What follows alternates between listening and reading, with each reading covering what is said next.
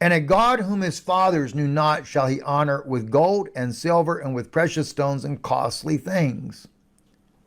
I think that's interesting in itself. And a God whom his fathers knew not shall he honor with gold.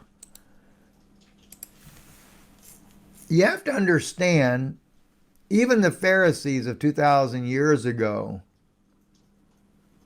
in my view, they were not honoring the true Father.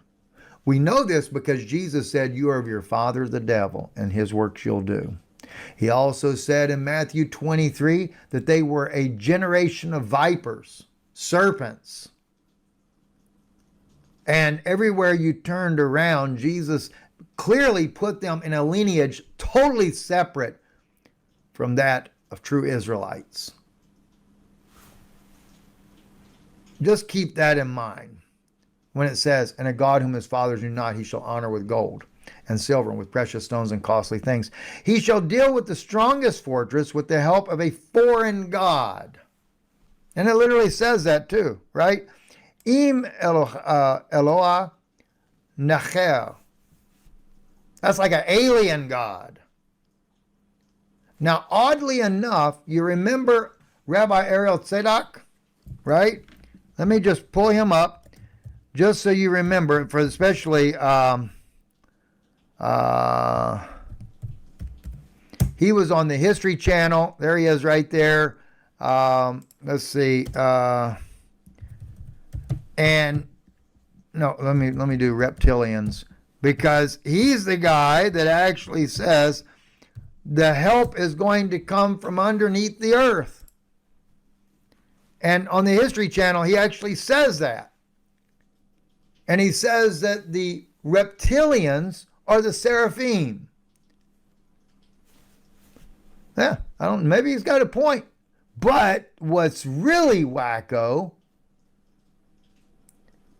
is that he says that if you see a reptilian hand, don't be afraid. He's your friend. He considers them to be the true helpers of God Almighty, so to speak, right? And so, just so you see who we're talking about here, this is Ariel tzadok. My involvement with the television program, and I think it's even on this video. Yeah, Extraterrestrials Disclosure. He talks about it in this video right here. So this has gone a long way from Abraham, Isaac, and Jacob serving our Heavenly Father to now rabbis talking about, like they call it the sacred serpent. Many rabbis are into this. No wonder why the Pharisees are. I mean, Jesus says, "You're of your father the devil, and his works you'll do." All the righteous bloodshed Jesus indicted. Do you realize Jesus indicted the Pharisees for all the bloodshed all the way back to Abel, for Cain killing Abel? Indicted them for it. Imagine that one, right? So anyway, let's take a look now. So Daniel says he shall acknowledge, with the help of a foreign god, whom he shall acknowledge and shall increase in glory. Well, that's exactly what's beginning to happen. Now the cat's out of the bag, right? They're beginning to expose more and more, and openly rabbis are beginning to say these secret and wisdoms and knowledges and things like that. They're really starting to come out, right? Then he shall cause them to rule over many and shall divide the land for a price. Folks, welcome to public ain't gonna handle this. Like I said, if AT is all the way out there, cool, they're far away. But the book of Daniel makes it very clear that these entities are right here. They're telepathic entities. Just like E.T., who they entertained at Roswell, gave them full debriefing telepathically. Well, we still communicate telepathically with all of these other entities. There was a race of highly evolved reptilians who matured and evolved on Earth and have since ascended. And they presently serve Hashem, God. And they are reptilian entities, maybe evolved dinosaurs, who knows? I don't think the dinosaurs were so 65 million years ago. They were probably a lot closer than that. But aside from that, an evolved reptilian race. They are referred to as, in the Sefer Yetzirah, they're referred to as the teli, T-E-L-I. I read all about this. You go search this out. Sefer Yetzirah says that they rule in this universe like a king on his throne. They're the reptilians. We know who they are. And they know us. We know them by different names. The book of Daniel calls them the Irin, the watchers. The book of Isaiah refers to them as the seraphim. Now, the seraphim are the ones who are in the palace of God saying, Kadosh, Kadosh, Kadosh. So they're pretty high up there in the order. But people say, oh, the word seraphim, that means burning ones. And I feel like taking the head and giving somebody a whack on the side of the head, saying, it's what you get for not understanding Hebrew correctly. The Hebrew word for burning is soref. And if they were burning ones, then they would be called sorefim. But it's very clear from the book of Isaiah that they're not called that. They're called seraphim. And the word seraph, that's exactly what Moses was told by God to put on a staff back in the book of Numbers. Clearly a reptilian. These are reptilian entities. And they're the good guys. But, well, no but about it. One of the previous epoch stole the image, or it might have been a bad teli. And that's the story of Adam and Eve, and with the reptilian in the garden. And remember the whole story of that snake? Let me ask you guys something. When was the last time you had a conversation with a snake? The one thing I love out here in Eastern Tennessee is you have the rural area, the remoteness, and you go walk out there, we find snakes all the time. And I have never once stopped a snake, say, yo, how are you doing? And the snake says, shh. And we have a conversation. Maybe we'll go out for lunch together. Come on, let's be realistic. But this snake spoke. Our sages said that this snake, in the Garden of Eden, the nakash, stood erect, had arms and legs. And not only did it speak with Eve, but there was no fear there, was there? Eve engaged in a conversation with the snake like it's normal, because it was in a trusted form. And the whole thing of what happened and why, I have here in my essays called the Disclosure Essays in Aliens, Angels, and Demons, where I discuss that in great detail. Remember I talked to you that there's a scenario. There is the schoolhouse earth, beginning, middle, and end. And we're coming into those, in quote, end times. And that's why a lot of this material is now starting to be made public. Over a century ago, long before the Nazis rose in Germany, people were dabbling with these contacts, with these other entities. It was always misunderstood to be magic and spiritual and the occult, until finally the reality of the underlying technology, interdimensional technology, of how it all operates, came about. We discovered it was the same technology that was used in the pre-Adamic civilizations, and that we're dealing with the pre-Adamic civilizations. And their representatives in space, their representatives in inner Earth, their representatives in parallel dimensions, and they are intelligent, non-human sentient beings. That's a term that was coined by government authorities when dealing with the entity that they discovered at Skinwalker Ranch. So I didn't make that up.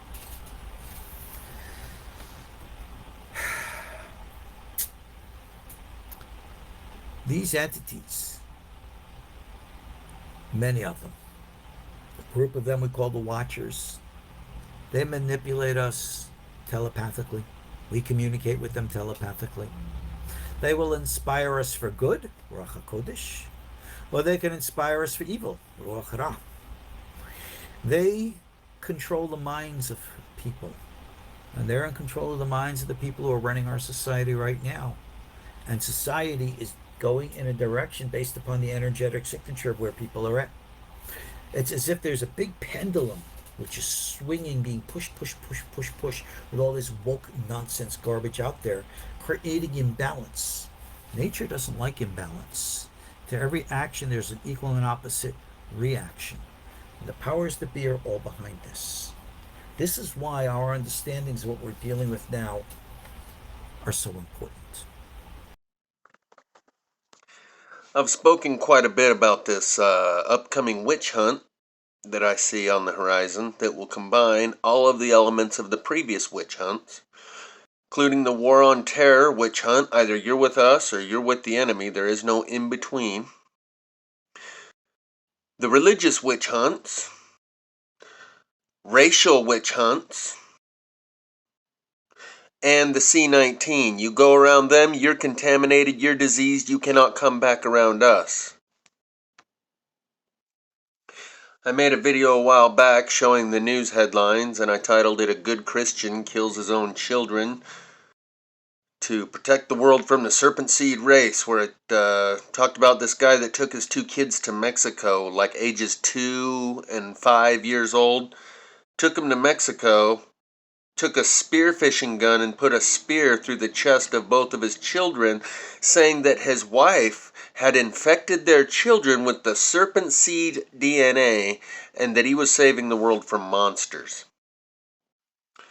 This image you're looking at here was on the back of some guy's t-shirt, and I just snapped a photo while I was standing in line at the gas station.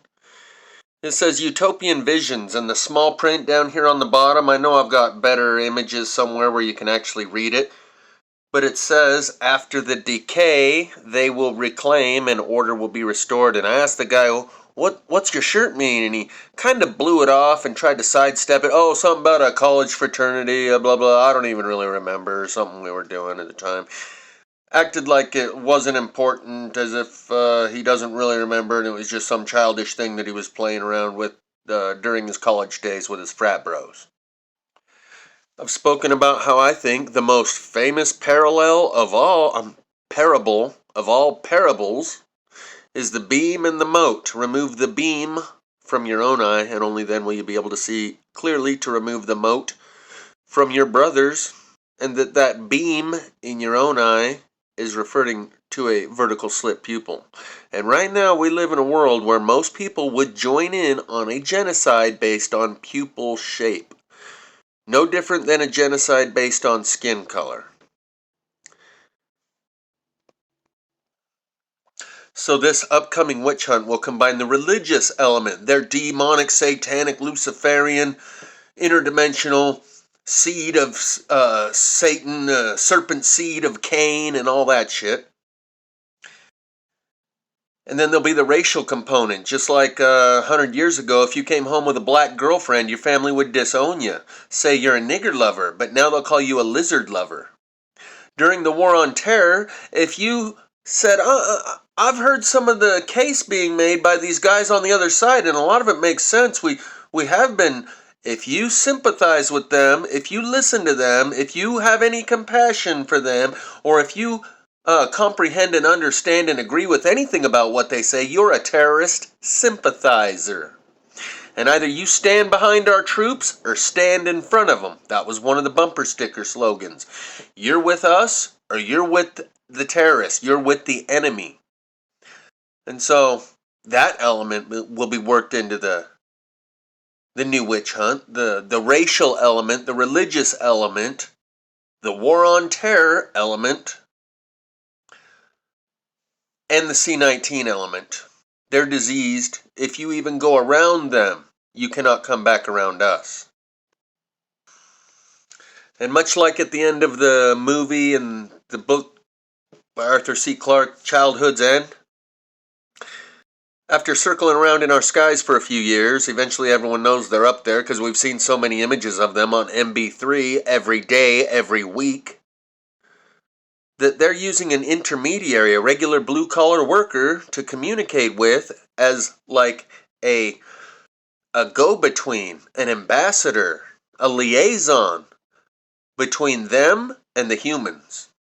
And eventually their ambassador says, look, you guys just need to show yourselves. We've seen you enough. We know you're up there. People are starting to assume the worst.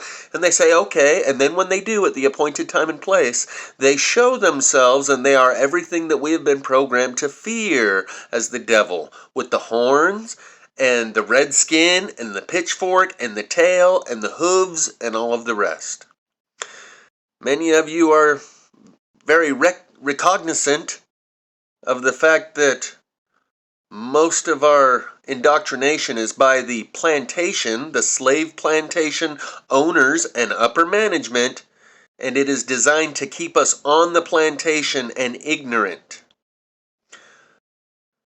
And even channels say, yeah, it's the rule of opposites. Whatever they tell you, just believe the opposite and you're getting close to the truth. But when it comes to something like this, we've been so strictly conditioned that it's going to be real tough. I remember J Dreamers singing a little rap. I'm a Hebrew G.I. Joe, I stop Cobra. Hebrew, try by rock to knock Noah. Maybe he's just programmed to stop Cobra because of all the conditioning he's been subjected to from the time he was young, watching those G.I. Joe cartoons where they're fighting against Cobra. Or Karate Kid, where we're fighting against the Cobra Kai dojo. Some of you may remember me telling this story a few times. Some of you might even have saw the video, the very first video I ever uploaded on YouTube, my very first plasma fire video when I went over to Spanish Fork Canyon. And I didn't really know what I was looking at yet, but I knew there was something up because I saw two fires start simultaneously. So I went over there with a camera, looking around to see what's up. And before I started noticing the things about the plasma fire, I was rolling the camera, taking video, just kind of searching and snooping, not really knowing what I'm looking for or what I'm going to find. And as I walk up this path, there's like a camp made by like a homeless veteran who knew what he was doing, like military-grade homeless camp. And it had a path leading to an opening, like a hallway that leads to a foyer. And right at the threshold between this hallway and this foyer, a snake crosses the path. While I'm filming, mind you, this is all on film and I still have the snake skin. A snake crosses the path parallel to where I'm at, and its skin is hanging off of it like it's shedding its skin. And it was 99% shed. It was just barely hanging on to the last of its skin that it was shedding by a little tiny piece. And as it crawls across the path, and I film it, and it crawls up in toward the bushes, I reach down and I grab that snake skin and I pick it up. 5 minutes later, I'm filming plasma fire going, look at this bicycle tire over here with the rubber on the tires all gone and the steel belts that are still remaining. And this other, the sign for the underground fiber optic cable had been sliced in half like it had been hit with a laser right down the middle, but unburnt on both sides. This is my very first introduction to plasma fire. Before the scales had fallen from my eyes regarding the subject matter, this is what happened in my first video. I've told the story before. I've shown the snake skin that I still have. They erased my first 8 months of video when I filmed the sun tunnel, or I would show you this, my very first plasma fire video. No, let me do reptilians. Because he's the guy that actually says the help is going to come from underneath the earth. And on the History Channel, he actually says that. And he says that the reptilians are the seraphim. Yeah, maybe he's got a point. But I want you to watch his demeanor again when he says that the reptilians are the seraphim. And maybe he's got a point. But what's really wacko, wait a minute, I thought you just said he has a point, acknowledging that this point that he has may be valid. How could you then, therefore, follow it up with, but what's really wacko, when 1 second before you were acknowledging that what he's saying may not be wacko, it may be valid, maybe he's got a point. Watch the expression on his face change and his tone of voice. Like he goes from one track, line of thinking and logic and reason, to a completely different one. One of them is disingenuous. And I would say he has to present this to you as wacko in order to allow you to receive it and absorb it and process it and digest it. Much like the way David Icke presented these reptilians as the satanic Luciferian blood drinking this, that, and the other. It's just part of what's necessary in order to be able to get you the information, is it has to be presented as if they are the adversary and a threat and all of the rest. Watch the way Steve's expression changes. Do you really think he believes that this is wacko? Or do you believe, as he said 1 second before, maybe he has a point. Maybe they are the seraphim. And, in that Bible, God's good with the seraphim. They're working for God and with God. Watch Steve change here when he goes from maybe he's got a point to, but what's really wacko? And he says that the reptilians are the seraphim. Yeah, maybe he's got a point. But what's really wacko is that he says that if you see a reptilian hand, don't be afraid. He's your friend. Can you picture what will be so limitless and free when you're desperately in need of some stranger's hand in a desperate land? Jim Morrison called himself the Lizard King. Ride the snake to the lake, the ancient lake, baby. The snakey's long, 7 miles. In the song Sail by AWOL Nation, he says, maybe I'm a different breed. Maybe I'm not listening. Just blame it on my ADD, baby. Running out of faith. Be careful who you tell. I'm running out of faith. Be careful who you tell. Whoa. She blackening my name. Her army never came. It's water under the bridge. Be careful who you tell. Whoa, 'cause you gotta look her in the eye. And you gotta love your way of life. 'Cause you got a guilty, filthy soul. Don't you know it's out of your control? Whoa, blackening my name.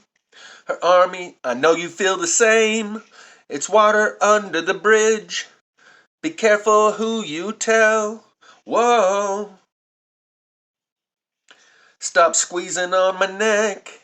Your unemployment check. It's water under the bridge. Be careful who you tell. Whoa, 'cause you gotta look her in the eye. And you gotta love your way of life. 'Cause you got a guilty, filthy soul. Don't you know it's out of your control? Whoa.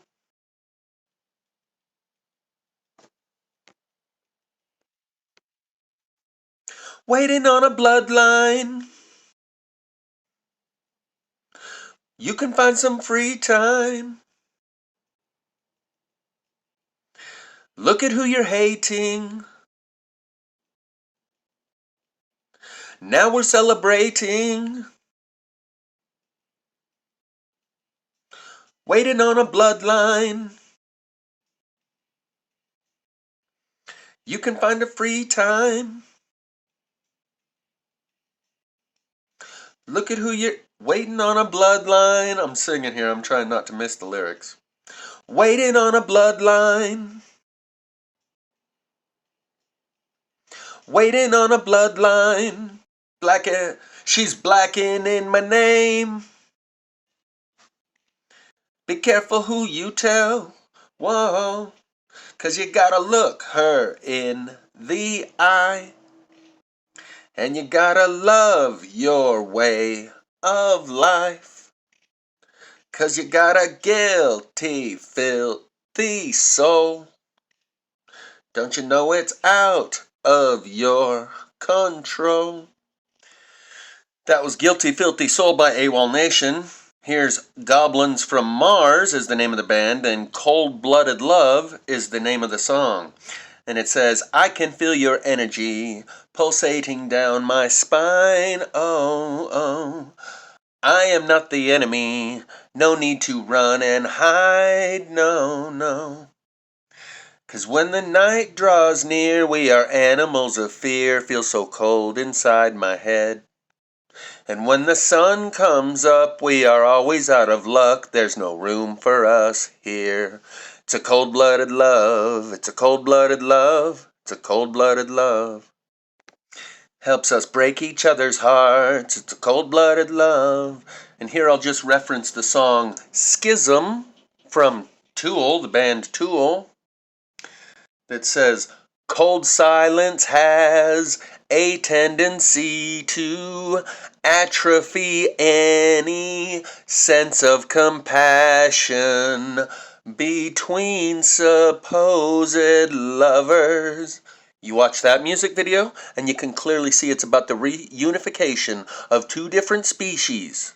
One is alien from the other, and they have had a long, prolonged period of cold silence between them, no communication, and that cold silence has a tendency to atrophy any sense of compassion. And here's the music video Missionary Man by the Eurythmics with Annie Lennox, where they show this mad scientist in his laboratory, and there's this snake crawling all over the equipment. And he's throwing together some concoction, and he tosses this apple into the blender there. That's where the apple is, just in the upper left part of the screen. I don't want to get a copyright strike. I can't play too much. But here you see it's landed on the top, and it goes down into the blender. Clearly this is a biblical reference. She sings, well, I was born an original sinner. I was born from original sin. And if I had a dollar bill for all the things I've done, there'd be a mountain of money piled up to my chin.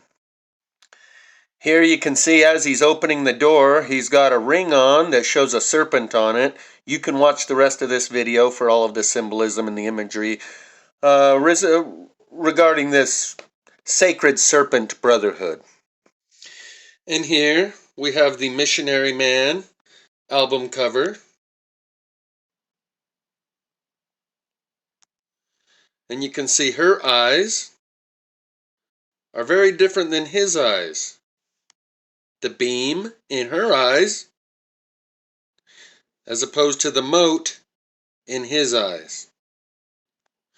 And this is from like the 80s, before reptilian was a pop culture commonly used phrase.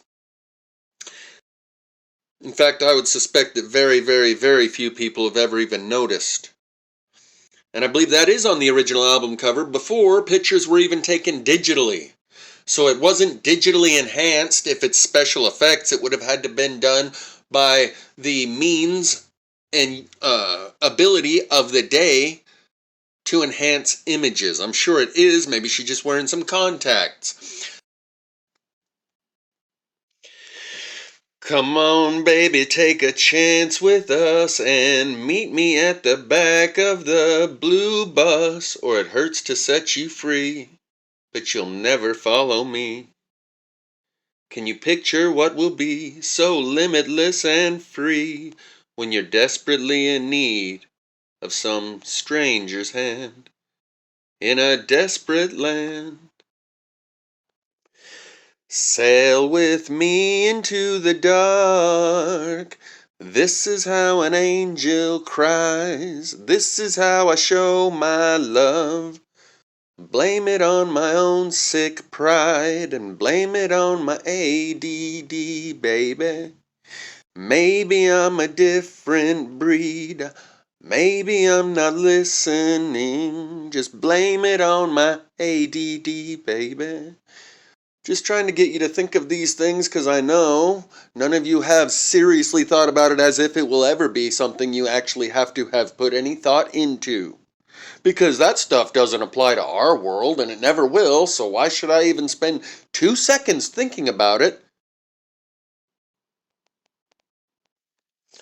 Remember all the dragons that I showed you that are featured all over the outside of the Utah County, the Salt Lake County State Building up there in Salt Lake?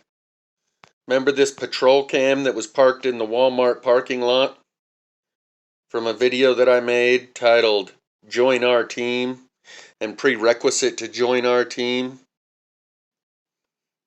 You can see what that is, right?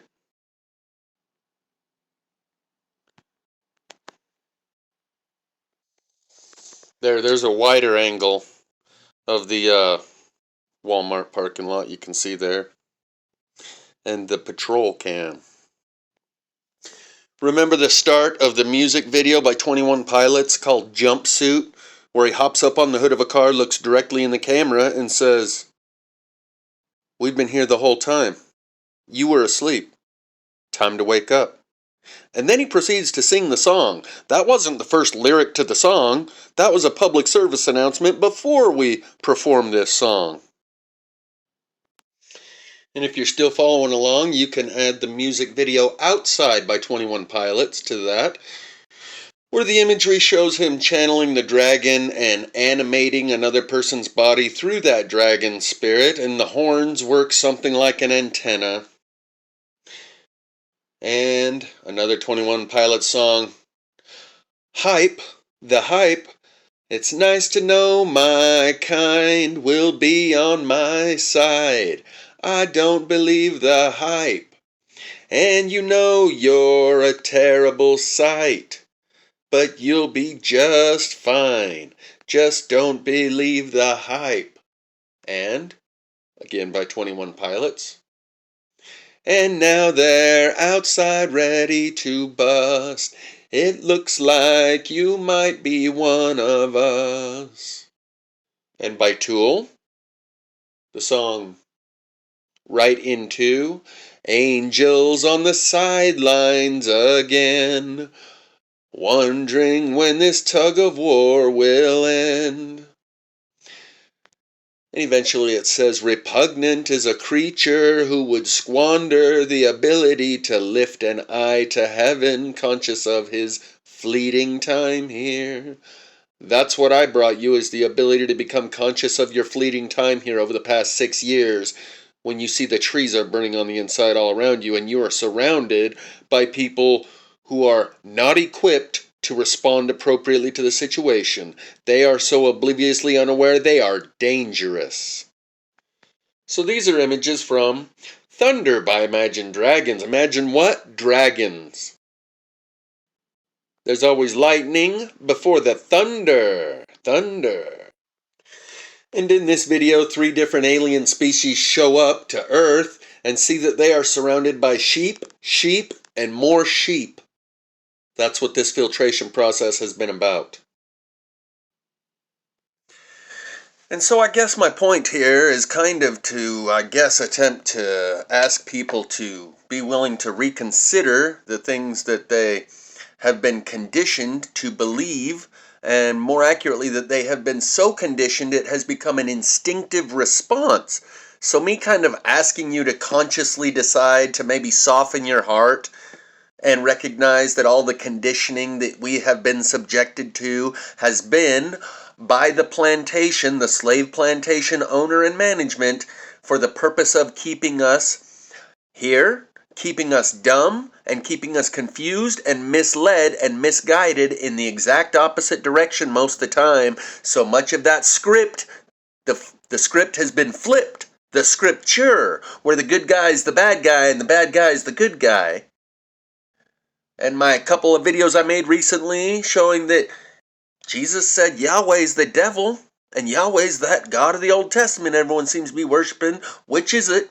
You have a imperative right now for your growth and development. You are at a crisis, a choice point to reconcile this contradiction that I've just pointed out to you in your own scriptures that you're so devoted to, you're willing to kill and die for it. But oh, wait a minute. It says right there, Yahweh is the devil. So these things that I'm asking you to reconsider almost aren't something that you can reconsider and make a conscious choice to behave differently under certain circumstances. I can say with absolute certainty, I will respond differently to certain circumstances now, instinctively, than I would have 6 years ago. The 6 years of conditioning that I've been through has changed me at a core fundamental level of instinct, like your response when you get startled and someone comes around a corner and startles you. Even if it's one of your friends or family and loved ones, for that first split second you're startled and you jump and you react. But then your instincts are what... And anyway, let me show you here what this guy did instinctively when a train hit a pedestrian and severed the head and dismembered the body, and a guy standing by. This isn't Jeffrey Dahmer who did some premeditated shit and went out and chopped people up and threw them in his freezer. This is a guy standing right next to you at the bus stop or the train station who instinctively, impulsively, in the moment, not premeditated, grabs the leg of the dismembered body and starts eating it. And then when the cops finally catch up to him, he starts hissing at them and throwing up some sort of like hand signs, like little vampire fangs or something. This isn't just someone who's done too much live action role playing and the vampire fantasy books that they had. That's role-playing. When there's a bloody dismembered body in front of you, all that vampire role-playing goes right out the window if you don't instinctively have at the core of your character what this guy has.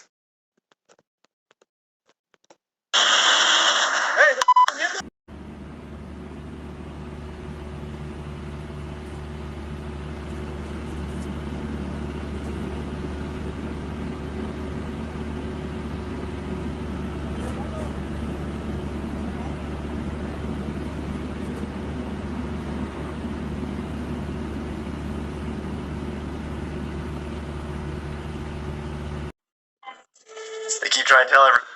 Notice he wipes his mouth with the sleeve of his shirt as he turns and walks the other direction.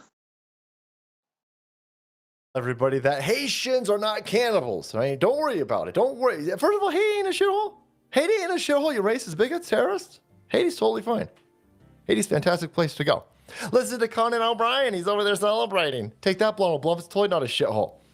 And then they said, okay, well, it kind of collapsed in itself. And the warlord that is overthrowing and killing the government members is a dude named Barbecue because he loves ribs so much. Give me them baby back ribs. Pork, preferably. But no, he's probably eating dudes. And they go, hey, ain't no such thing as cannibal. Hey, cannibal. Okay, well, here's California, by the way. A person, I don't know, a man, a woman, or a zimzerp, who knows? It's fucking Los Angeles. Got hit by a train. Got decapitated. Got dismembered by a choo-choo train. This Thomas the Tank Engine was not a useful engine. That's fucking stupid. Idiot. Fuck you, Abe. Anyhow, so this dude goes over there. He grabs the leg of the person that was killed by the train, walks off with it, and says, I think I got probably an iron deficiency. Let me nom on this. He's eating the fucking leg. He's eating the fucking leg. He's eating it. The police roll up and they arrest him. And you're like, oh, thank God they arrest him. Thank you for arresting a cannibal. Oh, man. No. No, this is Los Angeles. We ain't arresting him for eating a fucking person. No, that makes way too much fucking sense. No, we're arresting him because he's obstructing a crime scene. Okay, well, you can do both. You can do both. I think it's illegal to eat people. Holy shit, man. He got booked for removing the mutilated human remains. He didn't get booked for eating. No, this is Colin Rugg over here, Justin in California, man, arrested for allegedly eating. No, not for. He wasn't arrested for eating a severed leg that he took from a pedestrian who was struck by a train. This happened in California. Holy shit. According to police, 27-year-old Rosendo Delez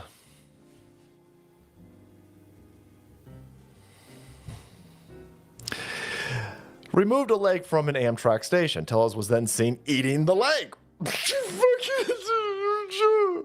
According to a witness, and was later booked into a jail for removing a mutilated human remain. The man who was struck by the train sadly died. Well, the man who was killed by the train died, but will live on forever inside. Rosendo Tellez, boys. No, let's leave the border wide open. This is fine. This is totally fine.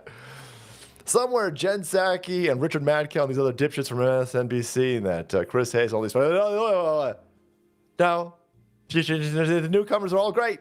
100% benefit to society. That dude he eating a fucking leg. He said they go, whoa, shit, brisket time. No, it's a fucking leg, bro. Oh, is this a leg for you fucking gringos? Huh?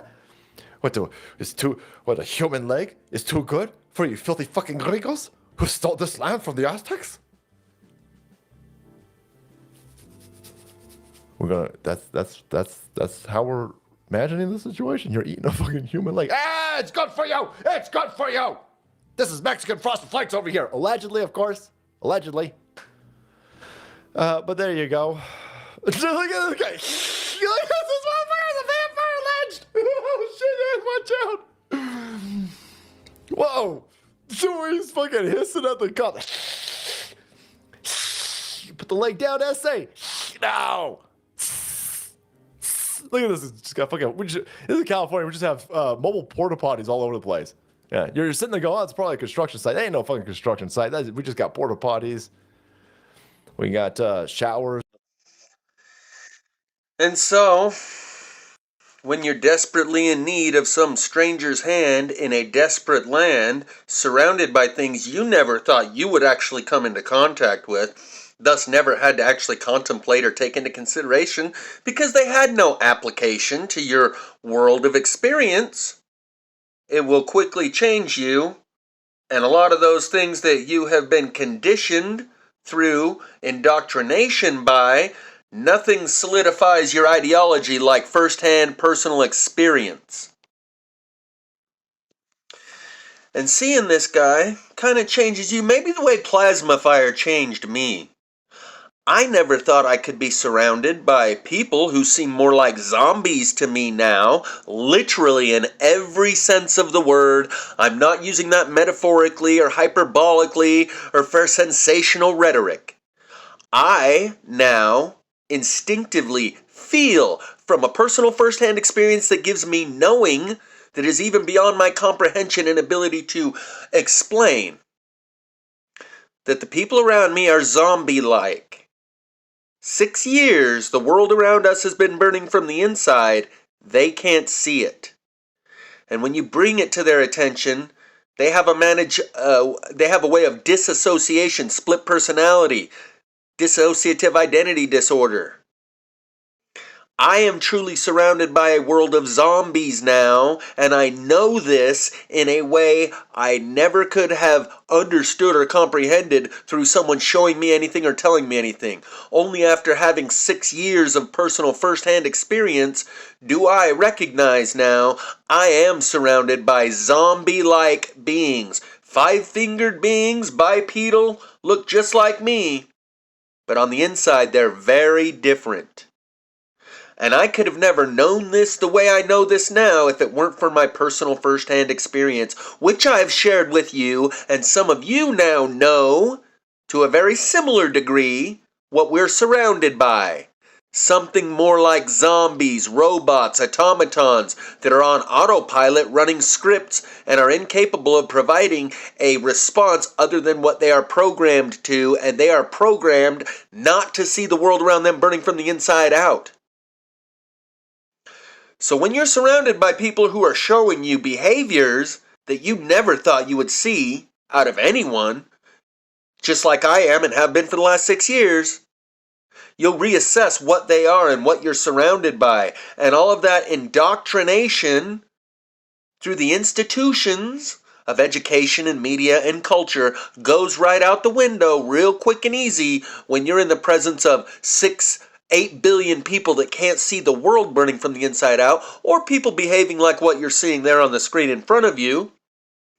We are going to encounter things that most of us had the luxury of disassociating with and saying, I don't have to think about that. I'll never encounter anything like that. That's not part of my world. That's not real. That's religion. That's myth. That's fantasy. That's legend. That's not reality. Reality's about to take a hard turn. And I hope that maybe actions speak louder than words. My actions may speak louder than the words that you've been indoctrinated with, through both written and spoken.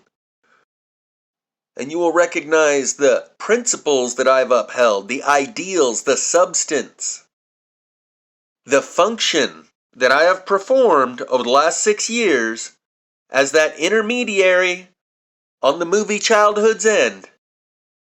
And when you see what you've been programmed to fear and retaliate and attack, you may be able to reconsider that real quick. And recognize that the rule of opposites kicks in. Shit, this guy looks like Kenneth Copeland. The way he acts, the way he goes and throws up his hissy hands and his that looks like Kenneth Copeland to me, for any of you know who I'm talking about. That's hilarious. But the law of opposites applies here, and the very people that indoctrinated you and trained you to fear and retaliate against these things when you encounter them are actually the ones that are keeping you on the plantation and are here for your destruction and your enslavement. I know to a great degree you've already figured that out. But your response, when the time comes and the rubber hits the road, is going to be mostly from instinct.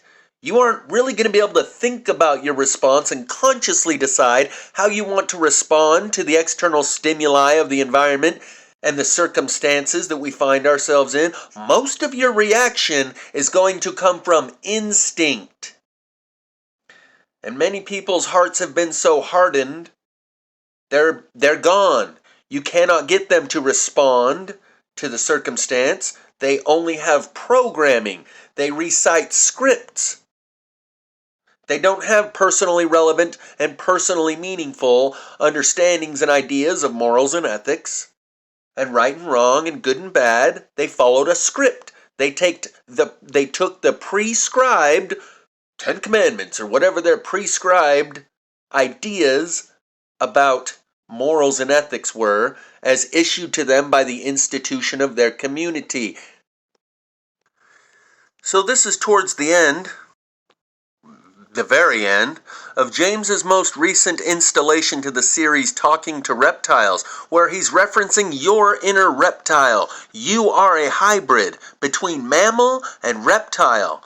And here's the summation at the end of the part 5. The human limbic judgment. The inner reptile says, how will I judge others? The inner mammal says, how will I be judged by others? The human in you, the higher level being, says, how will I judge myself? And this is something I've referenced over and over and over, is the necessity to develop a personally relevant and personally meaningful understanding of right and wrong and good and bad and moral and immoral. What if you find out you are the reptile? Remove the beam from your eye. I don't have a beam in my eye. Only them satanic, Luciferian, demonically possessed reptilian, serpent seed of Cain. They got that reptilian slit, people, not me. That is the essence of the parable, that you will see it in everyone else, but not in yourself. Remove the beam from your own eye, and only then will you be able to see clearly to remove the mote from your brother's. That's referencing a reptile eye and a mammalian eye.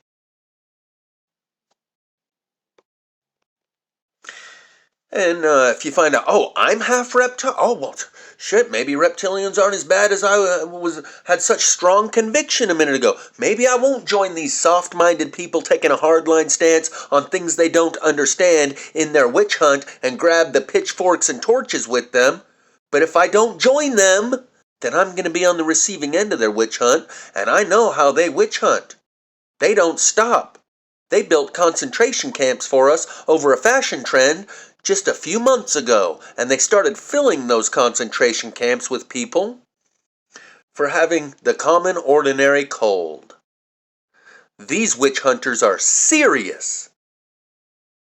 And so if I don't join them in the witch hunt against the enemy that they've declared is the enemy, then I am the enemy. Am I willing to stand up to those witch hunters based on personally relevant, personally meaningful understandings of right and wrong and good and bad, instead of joining the soft-minded people taking a hardline stance on things they don't understand and say, hey guys, maybe we shouldn't commit genocide based on pupil shape?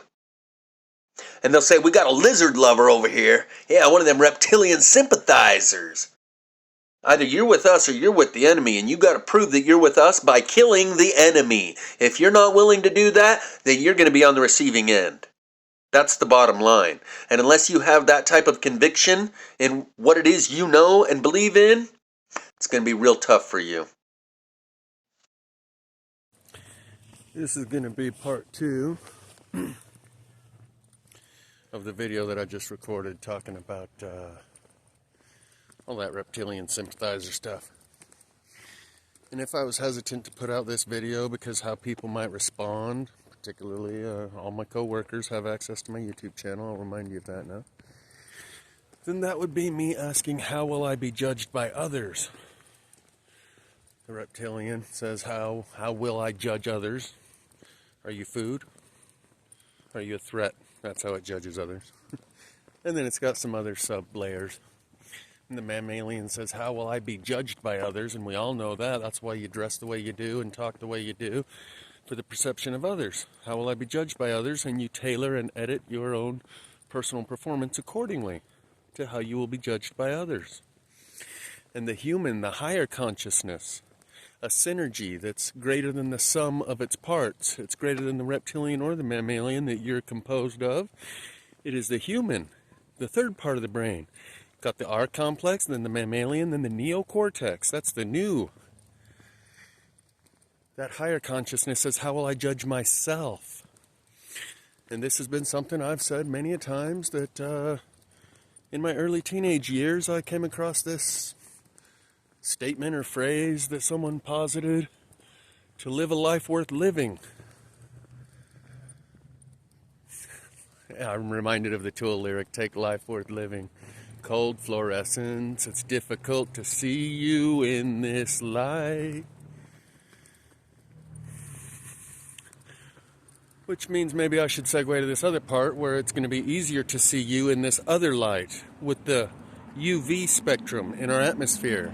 And it'll be like at the end of the movie They Live. During the whole movie, when he had the glasses on, he could see those monsters, those reptilians all around him. And at the end of the movie, he smashes this transmitter that's broadcasting something that keeps everyone under a trance, disguising the reptilians so no one could see them. And right in the last few frames of the movie, he smashes that transmitter, and suddenly everyone, it's like everyone's wearing the glasses now, and they can look around them, and they see the president on TV giving a speech turn into one of these reptilians, the guy sitting next to him on the bar stool. And they don't show you how the people react. All they show you... Wow, those are bright stars behind my head up there. Look at that. You can't even see me, but... They don't show you how the people react. The final scene is people looking around them, seeing the reptilians as if they're all wearing the glasses. And then they don't show you how people respond. They leave that open-ended. And it's a consistent message I've been giving for a while now, that it'll be just like that. And you'll be able to see it in the others, but not in yourself. That is the essence of the parable of remove the beam from your own eye before you try to remove the mote from your brother's. People will look all around them and see it in everyone else, but not in themselves. When they look in the mirror, they'll see themselves as normal, as they always have. But they'll look around them and see all these people with that reptilian feature. There was a news segment recently talked about a mental disorder where people see demonic faces. Right? I'm sure you've all heard of that. It just came out recently. So that if and when people do start seeing these things, oh, it's just a mental disorder. Yeah, we already diagnosed that and named it a few months back. And so I've presented this idea that it'll be like the end of the movie They Live. And because you can see it in everyone else but not in yourself, you see yourself as surrounded by monsters, and they all have the same experience. They see it in you and everyone else around them, but they don't see it in themselves. When they look in the mirror, they still got human pupils. It's everyone else who's got these reptilian vertical slit pupils. And their instinct will be to attack, because cold silence has a tendency to atrophy any sense of compassion. If instinctively they had a sense of compassion for people who are a little different than them and weren't willing to commit genocide based on pupil shape, then we'd all be just fine. They will fall in the traps that they have dug for us. All of that hatred and animosity and contempt that they have ingrained into people will be their demise, because they will tear each other apart. When this happens and they can see the monster in the other guy, and the other guy can see the monster in them, and their instincts have been conditioned as such to attack one another. So back to my human element. The reptile says, how will I judge others? The mammalian says, how will others judge me? The human says, how will I judge myself? And a long time ago, I came across this idea that said, live a good life worth living, because you're going to live it again. You're going to live it twice. Even if you don't believe in heaven or hell or any of that, you believe in the rocking chair, where you're going to be old someday, sitting in a rocking chair. The best of your years are behind you, and you don't do a whole lot anymore. So the only thing you really do is reflect on all the things you've already done. So do good things that you will be able to enjoy reliving those experiences, because you're going to relive them when you get old and you're sitting in that rocking chair. And that was enough for me throughout my life. That was one of the very first moral and ethical principles that I latched onto and said, yeah, that sounds about right. I'm going to do that. And I developed a set of personally meaningful and personally relevant morals and ethics and ideas of right and wrong and good and bad. Religion is based on how will I be judged by others. And accordingly, you take upon yourself the 10 Commandments or whatever other rituals and procedures, and recite whatever scriptures you have to in order to be judged by others as a good person.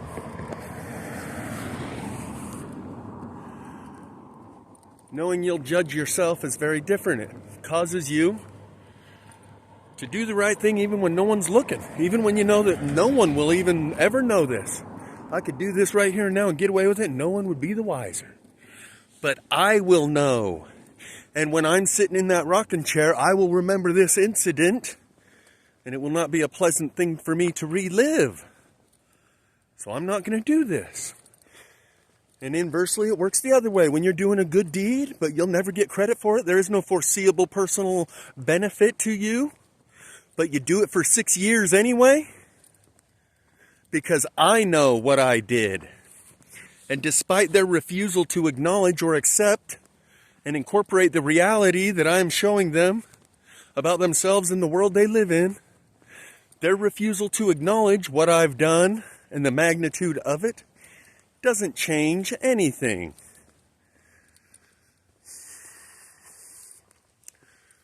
So I did it anyway, and I was the first one to start on a pay-it-forward economy. Even though I knew no one else here is going to participate in this pay-it-forward economy, I'm going to do it anyway.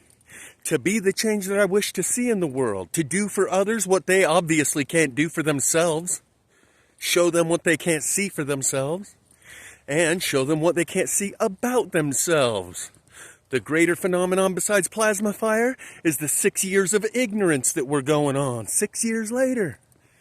And I get these people in the comment section saying, oh, people just aren't that observant. Or another guy says, there's nothing wrong with people just because they don't see it. They walk by it and all they see is burnt trees because they haven't come across your videos yet. So they don't know what it is they're looking at. So there's nothing wrong with them. That is a denial and a deflection. You are not taking advantage of the opportunity you have to see the truth that is being revealed to you about people. When you try to normalize it and minimize it and say, oh, well, people just aren't that observant.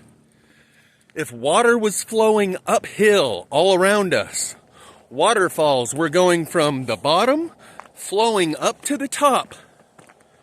It doesn't take a highly observant, analytical person to notice that. It takes fucking zombies to not notice that. And trees burning on the inside instead of the outside is as dramatic of a difference in the world and the reality as we've always known it as water flowing uphill. If water was flowing uphill all around us for the last 6 years, would you just say, well, people just aren't that observant. All they see is water flowing. They don't notice that it's going the wrong direction.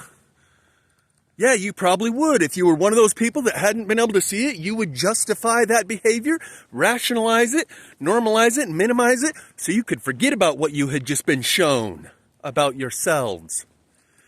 And you would miss the opportunity of a lifetime to discover the truth about yourself without fear of what it is you might discover. And people who normalize it and minimize it and dismiss it with one of these lame excuses like, people just aren't that observant. Or, oh, they don't know what they're looking at because they haven't come across your videos. I hadn't come across my videos when I saw it. So that means that I've either got some super high level of ESP, extra sensitive perception, or they've got extra low perception. And I can tell you what, it's the latter. It doesn't take a genius. A 5-year-old could say, Mom, how come the tree's unburnt on the outside? How did the fire get in the tree without burning the outside of the tree? A 5-year-old can see that. And so all of this biblical conditioning that we've all been subjected to, some more than others, hasn't been for nothing. It's been for the time when we encounter these things that we have been conditioned in a certain way to respond to. It's not just to carry on myth and legend that no longer applies to our world. And you can see the very people that are operating these institutions, they're not telling you about plasma fire, they're keeping you in the dark. The churches of all of the institutions, media, government, education, the churches are the ones that you would think would at least leak it out to their constituency and say, now don't talk about this too loud because there's a worldwide cover-up from the media and all the authorities, all the institutions. But look around us. Remember how in the Bible it says the earth will be cleansed by fire? It looks like it's happening because this is a fire that's so foreign and alien to everything we've ever known, and it is burning the world up quick. They could put asses in the seats and fill their coffers real quick if they were willing to show people the truth, but they're not. They keep you in the dark. I know a lot of people have come as far down the road to be able to say, yes, these church institutions are corrupt, but the Bible's still good. Even though I can see and acknowledge and admit the churches are corrupt, I'm still hanging on to the Bible. That's still all good. That's the programming manual that they have been programming people with for generations so that when the time comes, they instinctively respond to the environmental circumstances they find themselves in, that they have been conditioned to respond in a very certain way. And if you can see that they're not looking out for your best interest, it's the exact opposite, then you'll be able to recognize, oh, I should go the opposite direction of what they've told me. It's like Wile E. Coyote that runs up ahead of the roadrunner and turns the sign that says north directly the opposite direction. That's what's happened here. You follow all those signs in the reverse, in the direct opposite direction, you'll be getting a lot closer to truth. People aren't willing to go that far yet, but I think soon they will be, because nothing solidifies and confirms your ideology, your self-image and worldview, like first-hand personal experience. And suddenly everything else you've been subjected to with the rhetoric, the indoctrination of the spoken and written word, will pale in comparison to the reality that you find yourself experiencing that starts with the world burning on the inside and some guy showing it to you, and consequently he's showing you something about all the people around you. This isn't about the trees. This is about the people around you and the nature of our reality and our existence. And what's about to emerge is going to make plasma fire look like child's play. But from that fear inoculum that you've received, that's the name of the Tool album, Fear Inoculum, you will be able to retain your memories of this current life. Most others will immediately wipe their slate, disassociate with the entirety of all of the life that they've ever known, because it no longer applies. They will disassociate with everything they've known. Right now, they're disassociating with the fact that the world's burning on the inside all around them because they don't want to incorporate that into their world. They find no place for it, no application.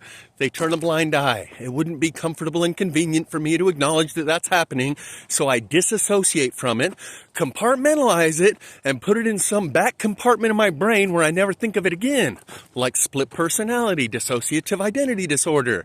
I've made these videos before titled Mass Schizophrenia, because we're surrounded by people who have taken the fact that the world's burning on the inside all around us, compartmentalized it, and disassociated from it because they can't find a place for it in their world to apply it. They're not willing to incorporate it into their self-image and worldview. So they split their self-image and worldview, a split personality, and throw that burning in the inside thing into that compartment over there.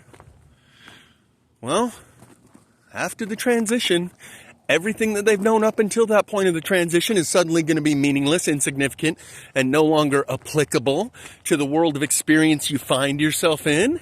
And everyone will have to, as a matter of survival, a self-preservation instinct, disassociate from everything they always thought they knew, and all of the rules of the world that they've always known, the laws of physics and everything else, all that religion, all that government, when every ship is going down, I don't fear nothing when I hear you say, it's gonna be okay. It's a song, Gonna Be Okay by Robin Schultz. Every ship is going down when every star falls from the sky and every last heart in the world breaks. When every ship is going down, I don't fear nothing when I hear you say, it's going to be okay. Every ship is going down. Every relationship, every title of ownership, every partnership, every friendship you've had, every relationship you had, suddenly you and the other person are no longer necessarily compatible. Because prior to that transition point, you had some idea of who you are and they had some idea of who they are, and where the overlap comes in between, you have things in common. And that's what you base the relationship on. Suddenly, neither of you know anything about who you are. Everything you thought you knew up until that point goes out the window, and you're two blank slates looking at each other. Like you don't even know that person's name, you don't even know your name. Everything you thought you knew about the world goes out the window, and you're a blank slate once again. And so are they. So every relationship, every ownership, every partnership, every ship is going down. For those of you that had the fear inoculum, you may be able to transition between worlds. We are the living bridge.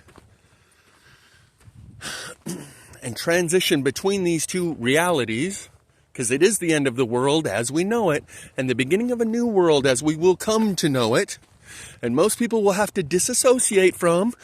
It's like Stockholm Syndrome, or more accurately, I guess Stockholm works just fine. When someone gets kidnapped and taken into a foreign world they've never known, they begin to love their captors. They forget about the world they used to know, even after a traumatic event like the fires. There have been people who have been interviewed 6 months after the fire, and they say it's like the only thing we remember is from the fire up until now.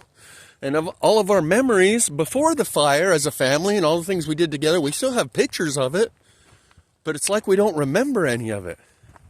It's like the only thing any of us remember is from the point of the fire up until now, and all of our rest of our life memories are kind of faded into the background.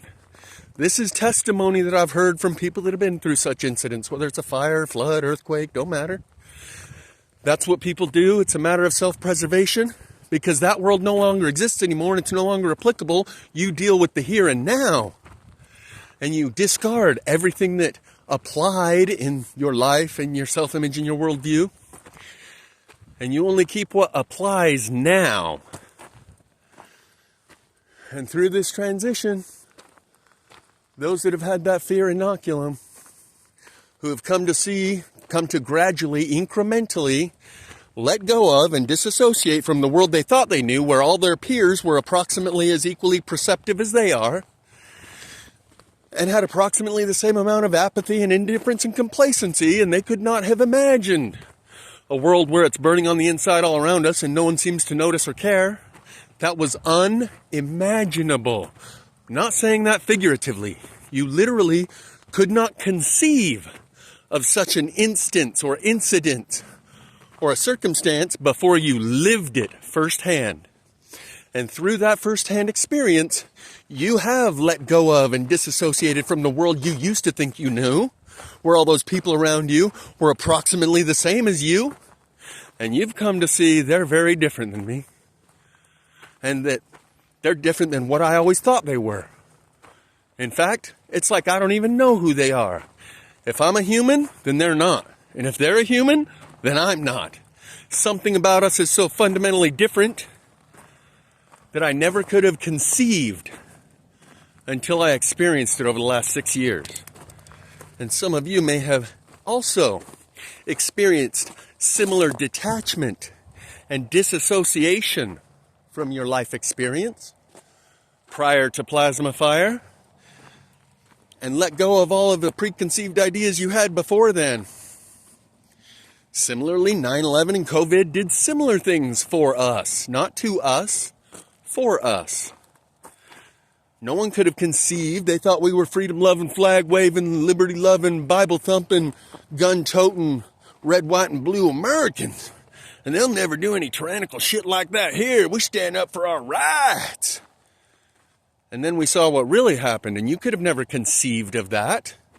Likewise, before and after 9/11, no one could have ever conceived of that. That they drop buildings like that right in the middle of everyone. Architects and engineers for 9/11 Truth come out and assemble a coalition of people who have very legitimate questions based on their scientific credentials, and it doesn't matter. The public goes along with it. Those who saw what really happened could have never imagined that the public wouldn't be able to see it, wouldn't notice, wouldn't care, would accept it and go along with it. Only through that first-hand experience can you truly come to know the truth about yourself and the truth about your peers and the difference between you. Never could that have been told to you or explained to you. And for me, this process, like I said in my previous video, I will instinctively respond differently to certain circumstances than I would have prior to 6 years ago. Like not feeling like I'm abandoning and betraying my friends and family if I leave them behind. I see now that they have abandoned and betrayed themselves. They aren't who I even thought they were. This is like body snatchers, and you realize who you thought were your friends and family are some sort of alien foreign entity that you don't recognize. I won't feel bad for leaving them behind, knowing they're all going to die. They're already dead. They aren't living. They aren't a conscious, sentient being like I thought they were, like I am. They're running scripts. They're only capable of responding to any stimulation, any circumstance, whether it be 9/11, COVID, or plasma fire, within a range of certain inputs that they've been programmed with. When you go from a computer to AI, self-learning, self-aware, and self-programming, you're capable of producing different responses to different stimuli, different environments, different circumstances. A computer is not. It is only capable of providing the responses that it has been programmed to provide in response to any of these scenarios. These scenarios separate those who have developed and become self-aware, self-learning, and self-programming, and separates them from those who have not. And those who have not are not what we thought they were. They're more like robots running programs, more so than a conscious, sentient, self-aware human being. They're already dead. They're not alive the way you thought they were, and the way that you are once you can see the difference between the two of you. And so I will not have survivor's guilt. Survivor's guilt is something that happens to most people when they survive a plane crash or a car crash and everyone else in the car died, but they lived. Afterward, they have this sense of guilt and shame for having lived when everyone else didn't. That's survivor's guilt. I will not have separation anxiety from suddenly being completely severed, all the ties from the world I've known and the people I've always known, because those ties were gradually severed as I come to know that these aren't the people I thought they were, like body snatchers. I don't know who they are, but they're not who I thought they were. And I've come to gradually know this over a prolonged period of time.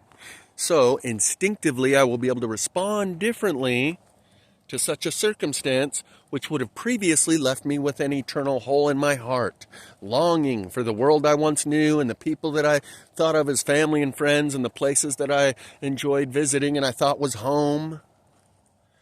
That would have been an eternal hole in my heart. But it's been compressed into the last 6 years, and at this point I know those aren't my family and friends. This isn't my home. We are so extraordinarily different at a fundamental level. I don't belong here. I am the alien in this world. Q-Ball over there in Independence, Missouri was saying, yeah, we call ourselves kindred, and we came here to help these people, but they don't want our help. They just want to keep doing what they're doing. So sail away with me, and what will be, will be. I want to hold you now. Sail with me into the dark. I look forward to this. This separation process, the filtration process before they empty out the petri dish of the culture of consciousness and reseed it again, it is to separate and identify the different types of people here, but it's as much for the purpose of allowing the individual to recognize that separation and that they are a different breed. Maybe I'm not listening. Blame it on your ADD, baby.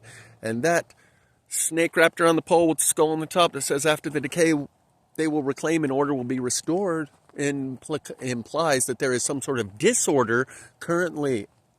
And that disorder, one way it can be seen is attention deficit disorder. Blame it on my ADD, baby. And there is such a difference between those who can see the C-19 operation, 9/11 and plasma fire, and those who can't. That it's not just, oh, people aren't that observant. They just didn't notice that those towers fell and it defied all the laws of physics. They're just not that observant, you know. They hadn't seen your video showing them and telling them what to see and how to perceive it. Our levels of perception are so different. And it takes this personal first-hand experience, going through a prolonged experience, to gradually separate you from the world that you've always known, rather than doing it traumatically and rapidly, which will leave you traumatized and compartmentalize all of the world that you once knew and all of your life experience and cause you to forget about it instantly. The day that you no longer have the opportunity to develop a loving relationship with God, and the closest thing that you can develop to that is something like Stockholm Syndrome, because you see that you have no other alternative, you have nowhere to go.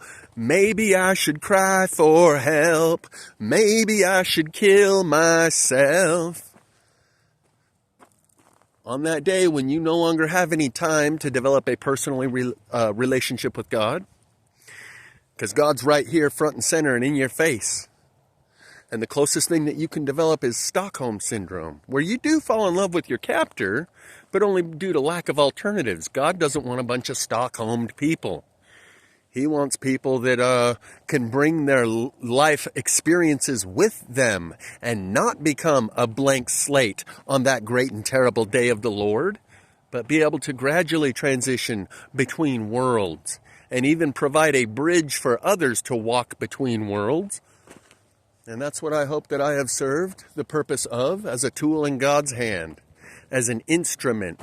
I'm an instrument that the Spirit gets to play. I sing and I dance all day. I take the music everywhere I go. I go. I take the music everywhere I go. Music is the quickest way to heaven. It's the source of all creation. Listening to music will change your DNA, son. Everybody's got their own transmission. The frequency and thought will impact the magnetism. Love is all I need to be. The message that I'm sending is the same I'll be receiving. Love is what energizes me, because there is love within the rhythm I am breathing. I take the music. So he's saying that he's an instrument that this Spirit gets to play, that most of these artists refer to as the muse spirit.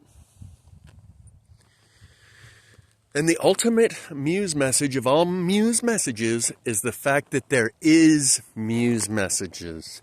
So for those of you who can kind of see that, yeah, there's definitely a secondary layer of information being conveyed through this music, but it seems too complicated. There's so many different songs and so many different meanings and interpretations of each one of these songs. How am I going to do anything with this?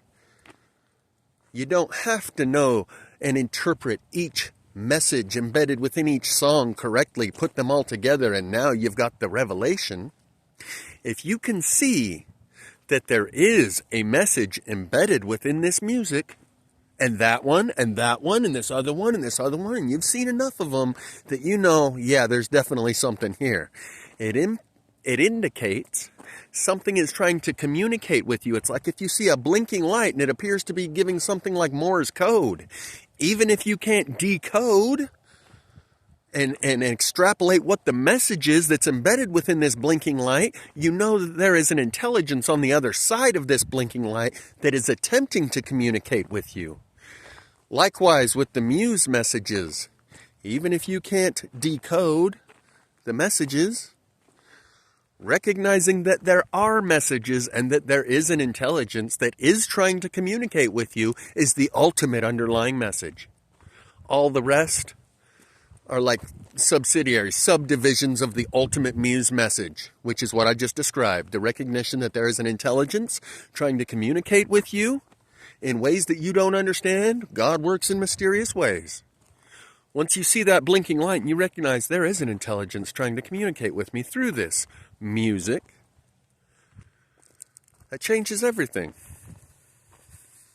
And as far as those muse messages go, it seems almost like that intelligence that's trying to communicate with us is kind of like trying to get around the censorship of an algorithm. You know, the way that online we use code words like C19 and stuff like that to try and get around the algorithm that will censor us. These muse messages are a communication that is trying to get around a filtration and a barrier like the censorship. And it goes through the right brain, which interprets things through imagery. The left brain is all numbers and letters, has to be black and white and clearly defined. The right brain, or the heart, those are interchangeable in this metaphor, and it's not even really a metaphor. The heart has its own intelligence and neurons. They call it shantaishta in a Native American language. We don't have a word for it in English. Heart knowing, shantaishta. The heart has its own knowing. But most people dismiss that as, oh, that's just a hunch. You can't really rely on that and actually know anything by that. This music communicates through the heart or through the right brain, which is through intuition and emotion and imagery. And the communications that are coming through the music draw these word pictures that you have to interpret and assemble and use your creativity to recognize what it is that's being conveyed, or, bottom line, that there is something being conveyed.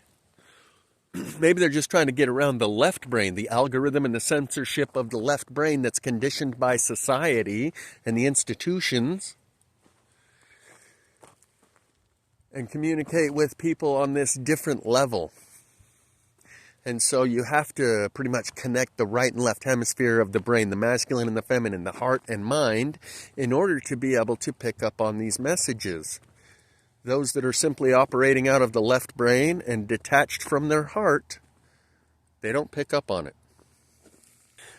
Once you see that there are muse messages, regardless of your interpretation of any particular song and underlying an embedded message within that song, once you see that there are muse messages, there is a secondary layer of information attempting to be conveyed,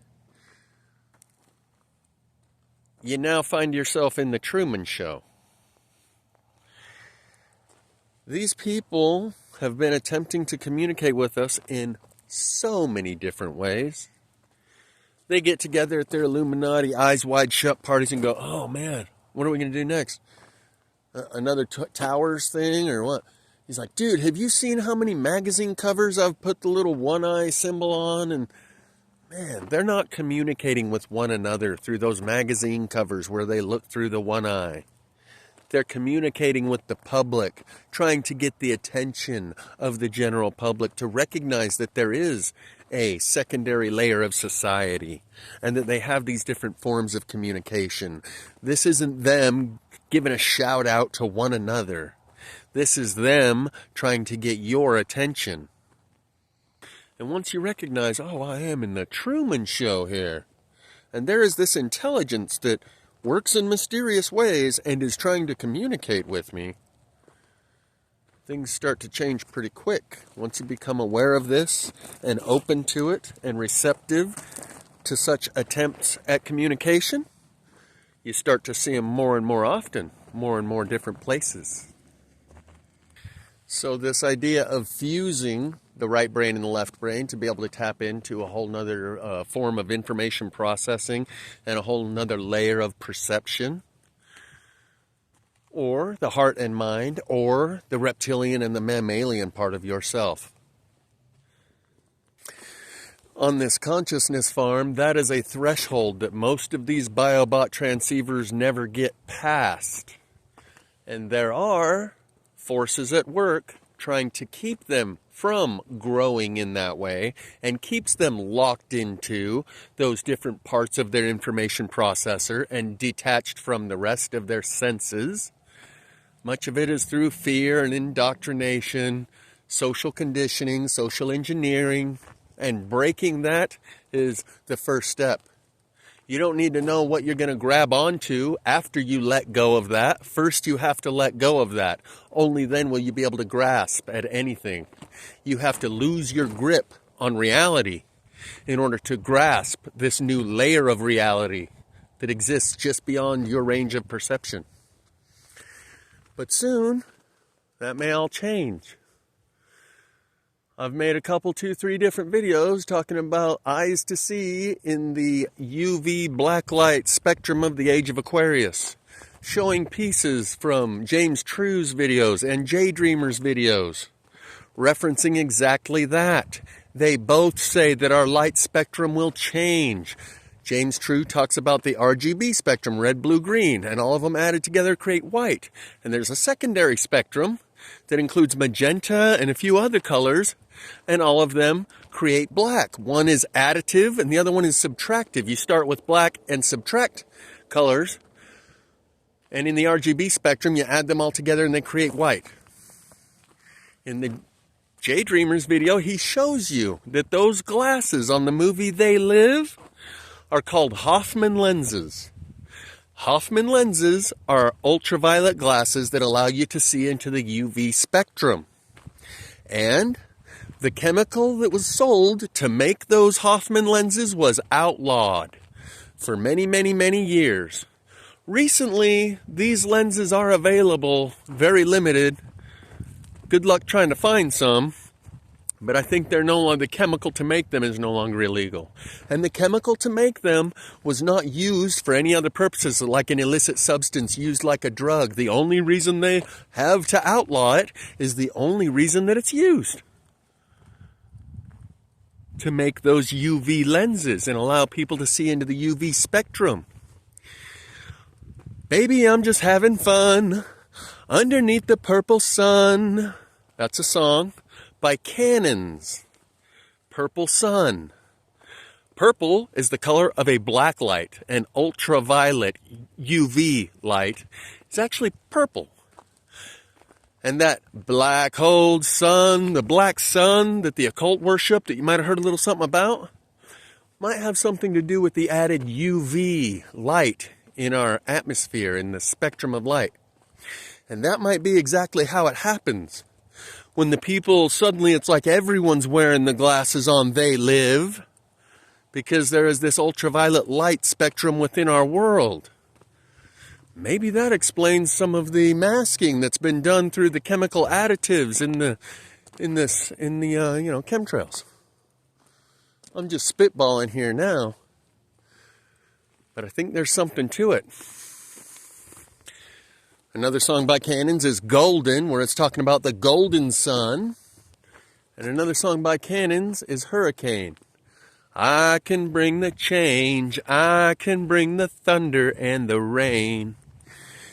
Everything around me, everything will rearrange. I'm coming back like a hurricane. I'm gonna take you higher on a cloud of silver haze. I'm gonna take you higher, away, away. Take you somewhere far away, far away, far away. So I hope I've done my part to help you lose your grip. And that, combined with your own life experiences, will allow you to transition smoothly between the worlds that we're now walking in between. This is the collective initiation that Greg Braden spoke of at 0 point, which is what our magnetic field is showing us that we are at. We are quickly approaching 0 point. We are in the midst of the collective initiation, where you get broken down and built back up. Broken down to detach you from your old self-identity, and then built back up as one of us, now that you've joined the club. Whether it's these secret societies that have these weird rituals, the military that breaks you down through boot camp, fraternities and sororities that break you down during Hell Week, where they haze the new pledges, or a street gang where you get jumped in. That's the purpose, is to break you down and detach you from your self-identity. You think you're something, worm? Here, I'll show you what you're not, said the drill sergeant to the guy that he's trying to break him like a horse. And then once you've been broken down and you no longer think you're the toughest, hardest shit to walk the earth, and you know that you ain't shit, then the drill sergeant will build you back up as a Marine. But only after you've been shown that you ain't what you thought you were, little boy. We're in that collective initiation where we're being broken down for the purposes of detaching us from our self-image and worldview, our individual and collective identity, and then building us back up as part of this new group, as part of the new world you will live in. You break me down, you build me up, believer. I'm a believer. Break me down, build me back up, and do whatever it takes. And in this way, I hope I've helped break you down and detach from your old self-image and worldview and show you some things about the world around us and about the people around us that help lose your grip on the perception that you once had and help you see them for what they are in this world for what it is and the process that we're going through as it's happening.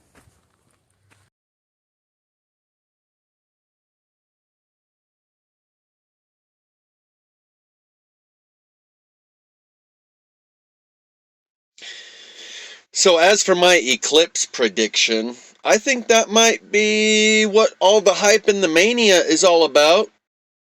It just barely hit me after I watched this video as I'm recording and splicing these two halves together about the UV spectrum, but I've been thinking for the last few weeks, maybe it's that we're going to see something in the sky that's otherwise we can't see because of the glare of the sun, and then once the glare of the sun is blocked, we'll be able to see something in the sky. They say, well, yeah, you're going to see the comet P12P Pons Brooks, the devil comet, and maybe there's something else that we're going to see, and that's why they're afraid people are going to freak out, and they're telling everyone, brace yourselves. Or maybe it's the UV spectrum that's going to change, and people are going to see things that they wouldn't otherwise see. Not because of the glare that's going to be blocked, but because of the UV spectrum that will be affected. It's just something that I thought of just now. And also on the eclipse, I wanted to share this real quick. This lady says, now the video we're watching, it says some people's theories have gotten way out there, way off the deep end. But she tells you can go to this app of astrology, your Skywatch app, and see that the sun and the moon are not aligned according to the astronomy, the astrology, the star charts. And thus, if we do see an eclipse, according to these star charts, the sun and the moon are not aligned in such a way that it would allow us to see eclipse. So what is it we're really going to see if we see what appears to be an eclipse? Just want to share this with you real quick, and then I think that's it for this video. Everything as we know it. From the very path of the eclipse to the fact that the National Guard is now preparing for the event, theories have begun to go just a touch over the edge. People are talking about the eclipse, but they're not talking about this. The sun and the moon are not aligned on April 8th. They are in Pisces.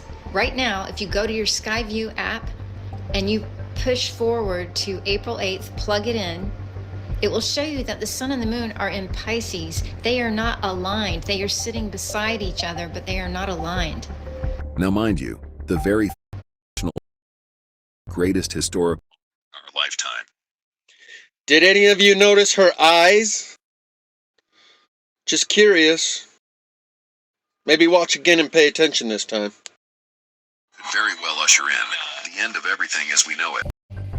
From the very path of the eclipse to the fact that the National Guard is now preparing for the event, theories have begun to go just a touch over the edge. People are talking about the eclipse, but they're not talking about this. The sun and the moon are not aligned on April 8th. They are in Pisces. Right now, if you go to your Skyview app and you push forward to April 8th, plug it in, it will show you that the sun and the moon are in Pisces. They are not aligned. They are sitting beside each other, but they are not aligned. Now mind you, Now, I might have been stretching it a little bit, looking at her eyes. It might just be a lighting effect and the glare and the angle of the lighting and shadow. But I'm definitely not wrong when it comes to Annie Lennox on the Eurythmics album cover. And with all of the other examples that I put at the beginning of this video, certainly there's something to it. People often dismiss anything from the Bible and religion and say it's just all nonsense and myth and legend and none of it's even real or applicable or true.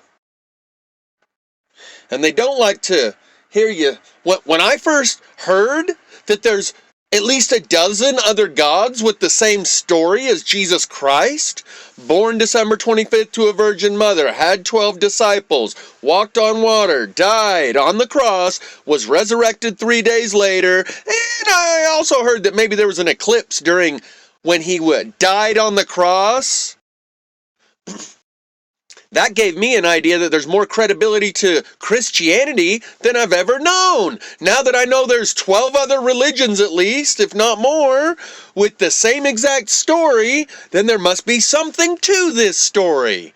If all of these religions all throughout history keep repeating the same story, but the Christians don't like hearing that because that's astrotheology, referring to the Son of God, S-U-N of God, not the S-O-N, Jesus Christ. All that astrotheology stuff is pagan, evil, pagan worship.